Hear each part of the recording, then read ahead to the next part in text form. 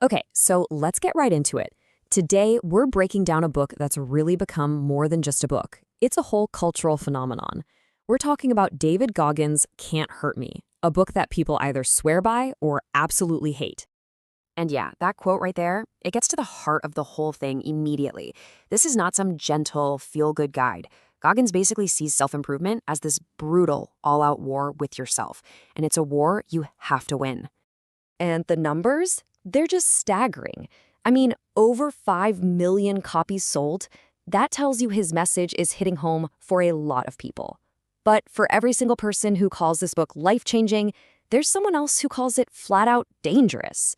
So what's really going on here? To really get the mindset, you first have to understand the man himself. And let me tell you, his story is, well, it's anything but common. The way he tells it, his childhood was a living nightmare. We're talking horrific physical abuse, nonstop prejudice, and just grinding poverty. And it left him by his early 20s at almost 300 pounds, working a dead-end pest control job and, in his own words, as a young man with no future. This is rock bottom. This is where the whole thing starts. So, the big question is, right? How do you get from that point to being called the fittest man in America? Well, according to Goggins, the answer is you have to intentionally and completely tear yourself down just to build yourself back up again. Just look at this timeline for a second. The journey is just insane.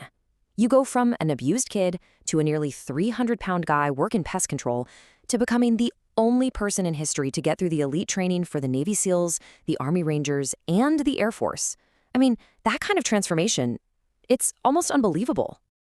And this quote, this really gets to the core of his whole deal. See, for Goggins, pain isn't the enemy, it's a tool. It's like a key that unlocks a secret door in your mind, a place you can't normally get to. And that's where you just shatter all your old limits.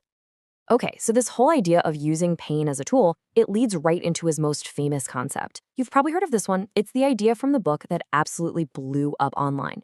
Just this one number, 40%. According to Goggins, this is the magic number. It's the key that unlocks this huge reserve of potential that pretty much all of us are just leaving on the table. So here's the deal with the 40% rule. You know that voice in your head, the one that starts screaming, "I'm done, I can't go on." Well, Goggins says that voice is a total liar. He believes that when you hear that voice, you're only at about 40% of what you can actually do. So that moment you want to quit, that's not the end. That's where the real work actually begins. So beyond that big 40% rule, he gives you this whole toolkit of mental tricks. Like there's the accountability mirror. You literally get in front of a mirror and get brutally honest with yourself every single day. Then there's the cookie jar. You basically store up all your past wins, all the tough times you've already beaten, and you pull one out for fuel when things get hard. He also talks about taking souls, this intense idea of just outworking your competition so completely that you break their spirit. And all of this is designed to do one thing, callous the mind. Basically, you make discomfort your new normal so it doesn't even faze you anymore. All right, but this is where the whole story gets complicated. Because for a lot of people, the question becomes, is this a genius blueprint for becoming superhuman, or is it just a recipe for total self-destruction? And man, the debate gets heated. On one side, you've got thousands of people saying, this book literally changed my life. They see it as this raw, honest kick in the pants they needed, the ultimate guide to taking control.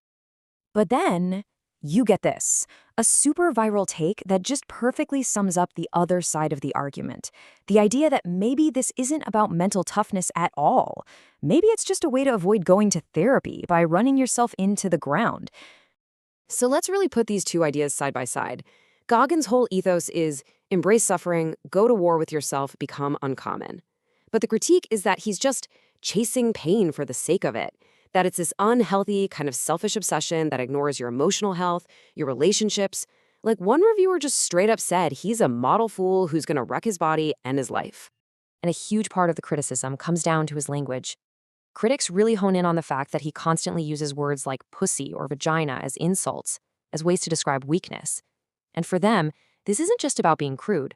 They see it as a sign of something deeper, a philosophy that screams toxic masculinity, one that teaches you to just crush your emotions instead of actually dealing with them. So you have these two totally opposite camps, right? The fanatics and the critics. So what happens when we look at the actual data? How do hundreds of thousands of readers actually rate this thing? And wow, just look at these numbers from Goodreads. They really tell the story. A whopping 55% of over 300,000 people gave it a perfect 5-star rating. I mean, that is just a massive wave of support. But then you add up the other reviews, and you've got a pretty big chunk of people who were not impressed at all. It really seems to be a book you either love or you hate. There's not a lot of middle ground. And this chart right here really lays out the whole debate, doesn't it? For every fan who says it's a life-changing dose of inspiration, there's a critic who calls him a model fool.